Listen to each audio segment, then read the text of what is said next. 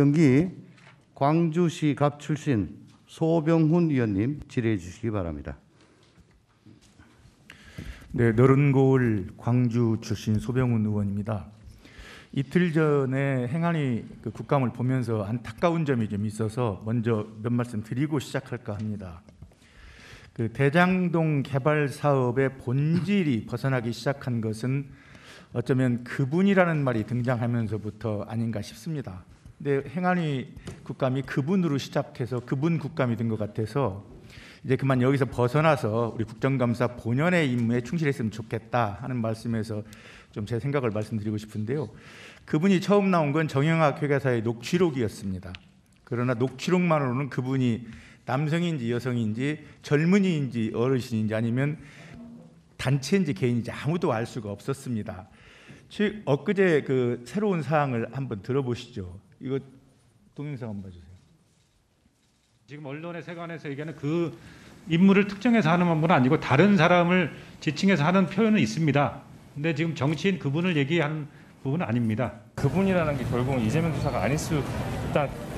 저는 그게 좀 약간 제 기억에 이게 이재명 지사하고 제가 알고 있는 한은 거기는 뭐 관계가 없거든요, 사실은. 내가 아는 12년 동안 내가 그 사람을 여기 지금 남욱 변호사 얼마나 하시는 많이 말씀인데 해봤겠어요. 트라이를.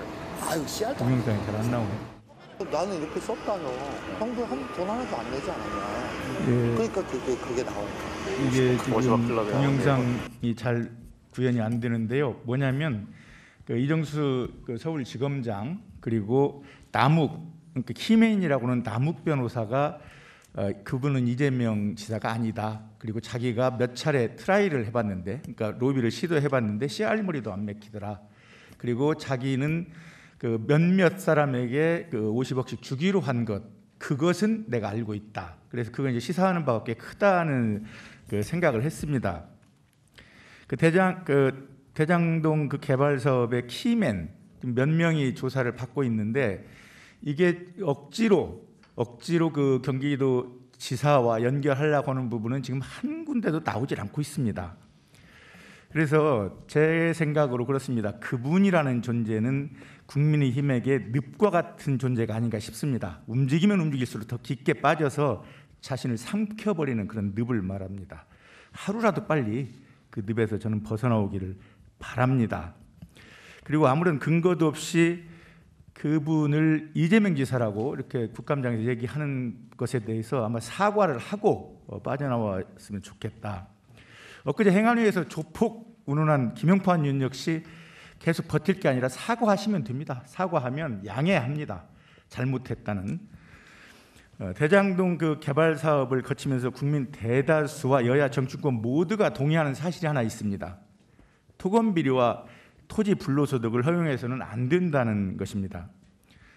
그 표 한번 올려볼까요?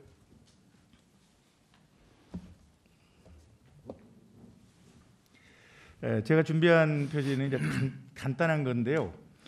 대개 그 개발 사업을 하면서 얼마의 땅을 수용하고 그리고 그걸 조성해서 얼마에 공급하고 그리고 나중에 이제 업자들한테 맡겨서 분양을 얼마에 하는가 보면 엄청난 걸 느끼실 수 있습니다. 보통 뭐 10배, 20배 분양가가 가면 지금 성남 대장만이 아니고 성남 고등 300만 원에 수용해서 분양가 2,200만 원, 화성 동탄 98만 원에 수용해서 분양가 1,000만 원 이런 식으로 엄청난 부풀리기가 되는데요.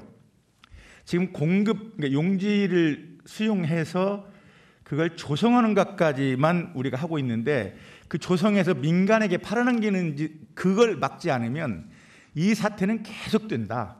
아마 대표적으로 부산 LCT를 들 수 있는데요.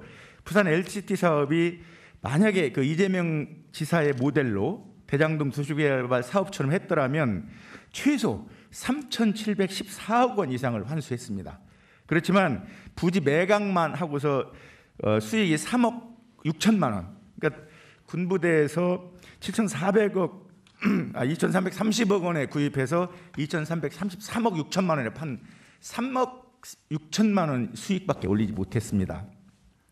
이런 것들을 이번 대장동 그 개발 사업 여기에서 교훈을 얻지 못한다면 앞으로도 지속적으로 토건 비리는 생기고 불로소득, 토지 불로소득은 생길 수밖에 없다.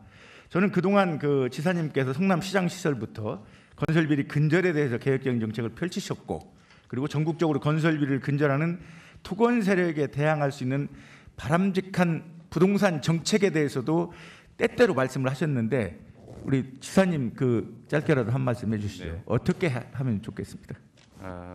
우선은 지금 말씀하시는 것처럼 부산 LCT의 경우는 약 1조 원 정도 이상의 개발 이익이 남았다고 하고, 성남시 방식으로 환수해서 70% 환수했다면 7천억 정도를 환수했을 것이고요.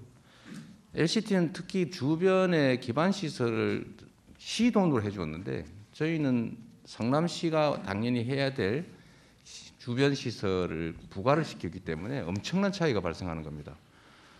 이 의원님께서도 아시겠지만 성남시 일반 회계 예산이 당시 한 2조 4, 5천억 정도 이런 정도였는데, 이 5천억은 성남시 예산의 1년치 예산에 거의 한 뭐 20%에 육박하는 가용 예산 몇 년치를 합친 거가 거의 같습니다. 네, 그 점을 한번 살펴주시면 좋겠고요. 아까 그분 말씀하셨는데, 이게 지금 상식이라고 하는 게 있습니다. 상식이 부정부패의 범인은 돈 받은 사람이죠. 이익을 취한 사람 아니겠습니까? 도둑이 누구냐? 도둑 맞은 물건 가지고 있는 사람이 도둑이죠. 최소한 공범 또는 작물범일 텐데, 아무 이익도 없고 그 토건 그 투자세 입장에서는 자기들이 민간 개발해서 100% 가질 뻔했는데 민간 개발 막고, 또 더군다나 나중에 5천억 뺐고, 그것도 4천억 뺐고, 그것도 부족해서 1,100억 더 부과시키고, 그것도 부족해서 청렴서약서 이후로 환수해라 이런 지시하는 사람이 얼마나 감정이 안 좋겠습니까?